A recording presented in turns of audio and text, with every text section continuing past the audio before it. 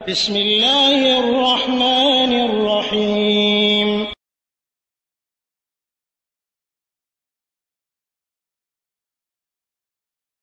الحمد لله كفى والسلام على عباده الذين اصطفى ما بعد।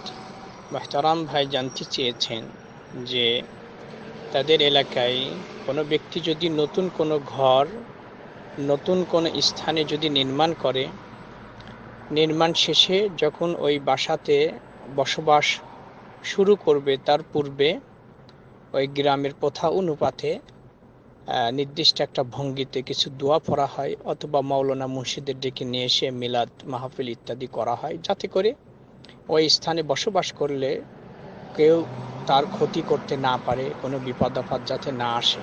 তদ্রূপ কোনো জিনিস হারিয়ে গেলে বিশেষ বিশেষ ব্যক্তিদের রাশি নাকি ভালো হয়। যাদের রাশি ভালো এই রাশি অনুপাতে ওই ব্যক্তি উপলব্ধি করতে পারে যে হারানো জিনিসটা কোথায় আছে। এই সমস্ত কথার সত্যতা কতটুকু, এগুলো সবই কুসংস্কার, এর কোনো ভিত্তি ইসলামে নেই। বরং এইগুলোকে বিশ্বাস করা ইমানের ক্ষতি, ইমানের জন্য ক্ষতিকর।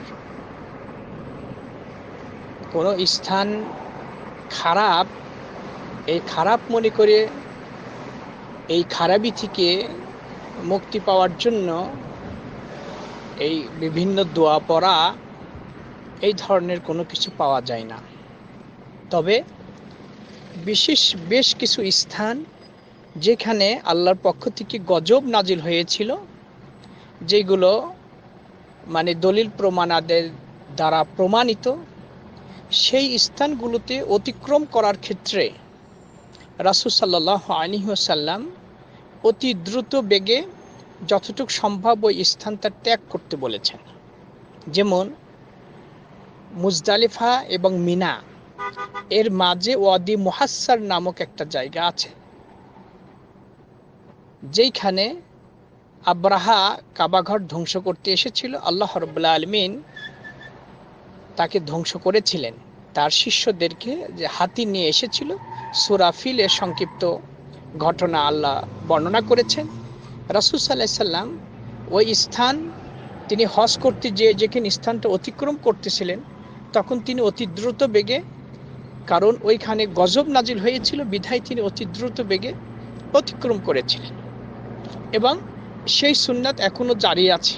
তবে ওই স্থানটি অনেকে এখন জানে না, কিন্তু কেউ যদি জানতে পারে তাহলে সেই ক্ষেত্রে সে এই হাদিসের উপর আমল করে অতি দ্রুত বেগে এই স্থান ত্যাগ করবে।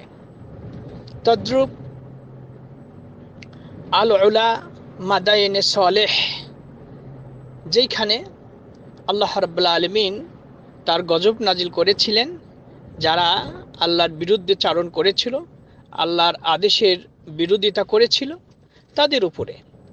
তো এই সমস্ত স্থানগুলো অতিক্রমকালে অতি দ্রুত বেগে অতিক্রম করতে হবে।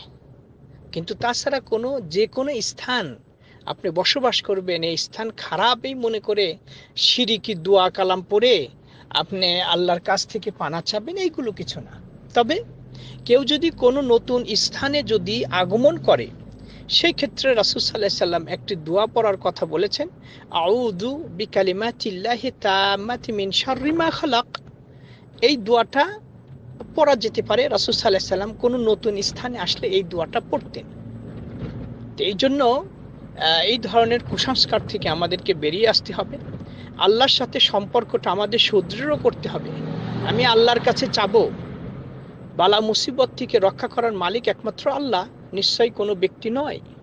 তাই কোনো এই শিরকি দোয়া কালাম পড়ে আমি এর দ্বারা ভালো কিছু মানে কামনা করব, নিশ্চয় আল্লাহর পক্ষ থেকে এতে ভালো কিছু আশা করা যায় না।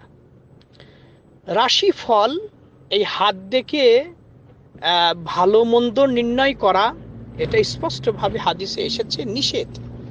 যারা এগুলো শরণাপন্ন হয়, এদের আশ্রয় নেয়, তারা মানে মারাত্মক ভুল করবে।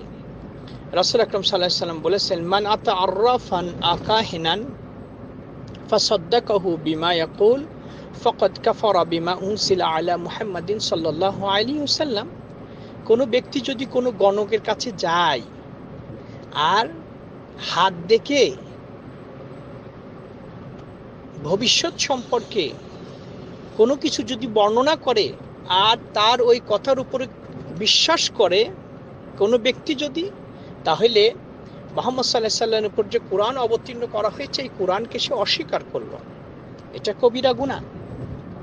আর অপর এক বর্ণনা এসেছে, যদি গণকের কাছে যায় হাত দেখে এই যে রাশিফল যে এই হবে সেই হবে, এগুলো যদি কারোর কাছে যায় আর সে যা বলবে ওইটা যদি বিশ্বাস করে 40 দিন যাবত তার নামাজ কবুল করা হবে না।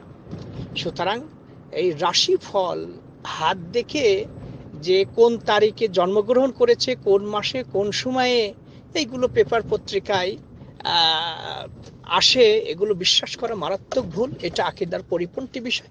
সুতরাং এগুলোতে আমরা বিশ্বাসী হব না, বরং আল্লাহর উপর তাওয়াক্কুল করব, আল্লাহর উপরেই ভরসা করব। ভালো মন্দ আল্লাহর পক্ষ থেকে আছে।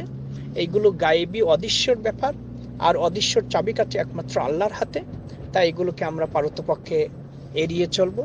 আল্লাহ রাব্বুল আলামিন আমাদের সকলকেই সহি আকীদার উপর প্রতিষ্ঠিত রাখুন।